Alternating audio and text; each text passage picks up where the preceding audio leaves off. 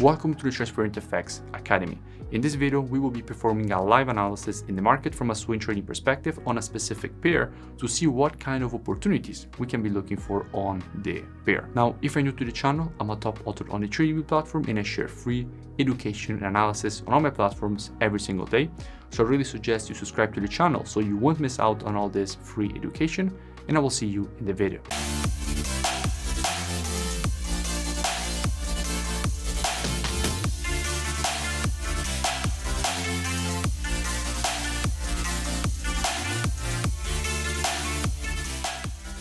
It's definitely time for an update on the situation that currently we have on NZD/JPY because the market evolved from our previous analysis.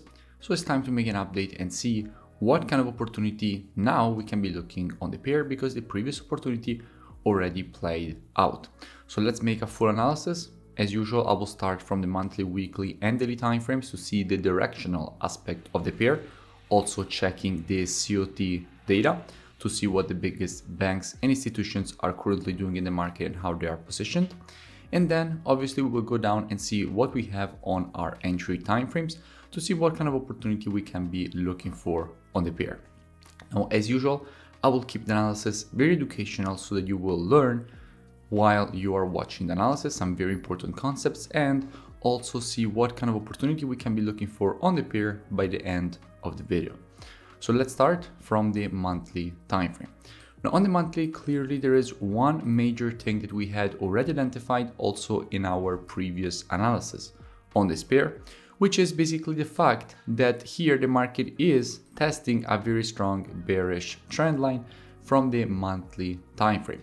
And definitely from here you would like to see the market give you more continuation to the downside. Why?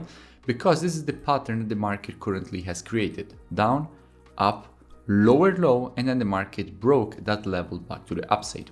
Now when you see a market that does something like this, move to the downside, move back up, lowered low, and then breaks back above the structure, where is the level at which you expect the market to go? You expect the market to go to this level here. Why do you expect that? Because this is the previous support, which is now turned again support at this region, and you expect the market to go and test this area and from here make the move to the upside to create this inverted head and shoulders. So basically what you expect here from the monthly time frame is to see the market from here create a wave to the downside to go and test this structure level here, which was support at this level, which is now again support. So on the monthly, basically we expect a wave to the downside, and in fact that is exactly what the market has already started doing. Going down on the weekly time frame, what do we see? Now on the weekly time frame, from our previous analysis, what did we say? We said we have an impulse and we have a correction. Now if we want to measure this correction, what do we have to do? We have to take our Fibonacci from the low to the high of this impulse.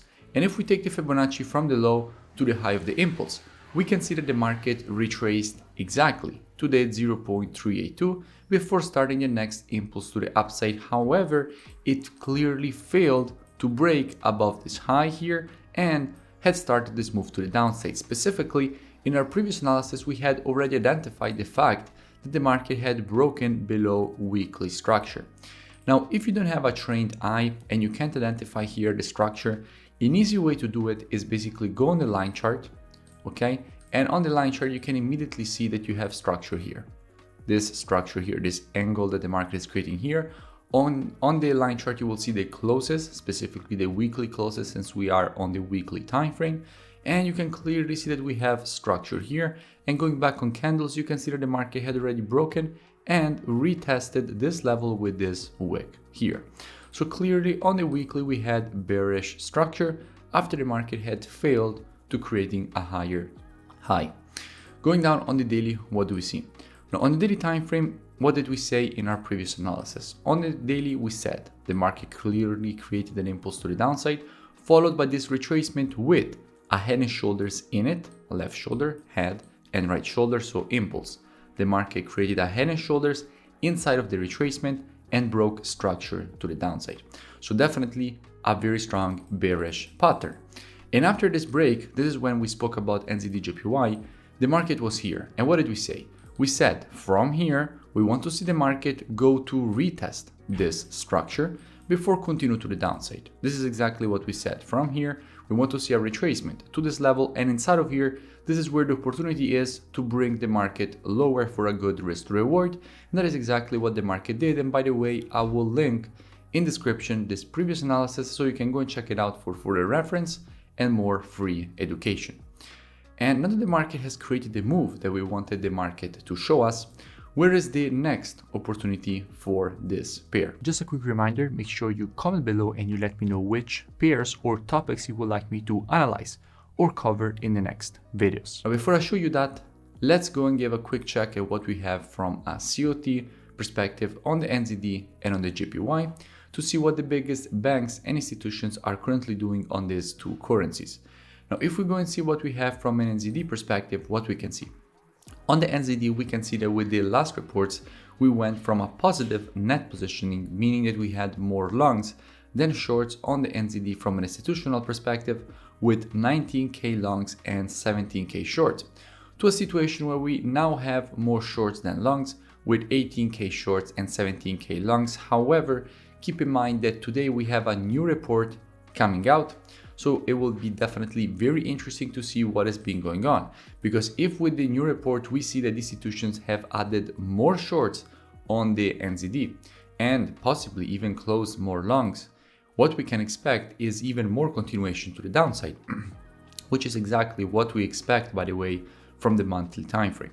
So we would definitely like to see with the new report that comes out today, more shorts getting added and longs getting closed. And from a JPY perspective, what we can see.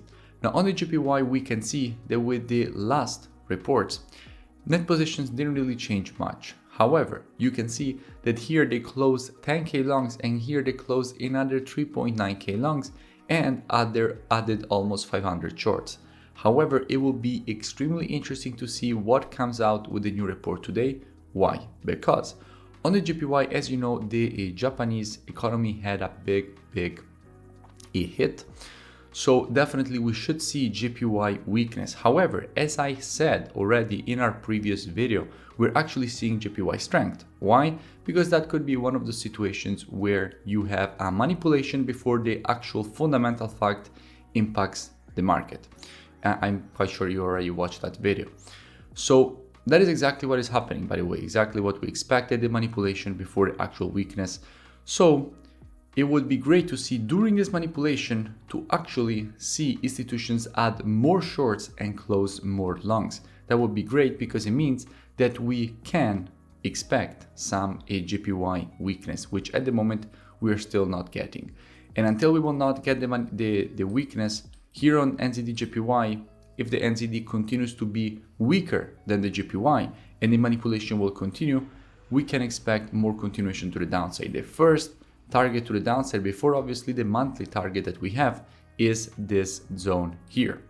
So how we will be approaching this kind of situation? Now, if the market will go for a retest of this structure level here, in fact, the market from here had found support, which is now on resistance. So if the market will go before reaching this low for a retest of this level, what we will be doing with students inside of this zone is monitoring price action for a potential shorting opportunity. And as usual, which is the best time frame for entry is the 4 hours, because monthly, weekly and daily are the best time frames when it comes to the direction of the market, but the best time frame for entry is the 4 hours.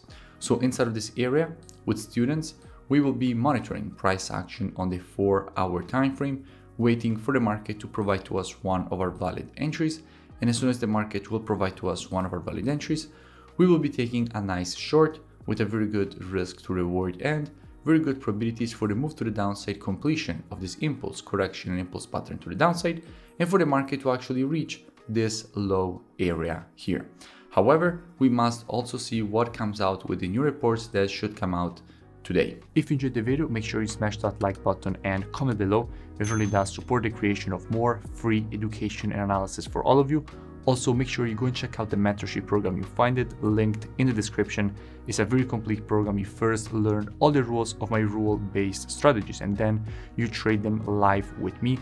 Each and every day I give you a new daily market breakdown showing you exactly how to apply the strategies with entry, stop, and take profit, as well as answering every single question that you have every day, including the weekends. So I really suggest you go and check it out, and I will see you in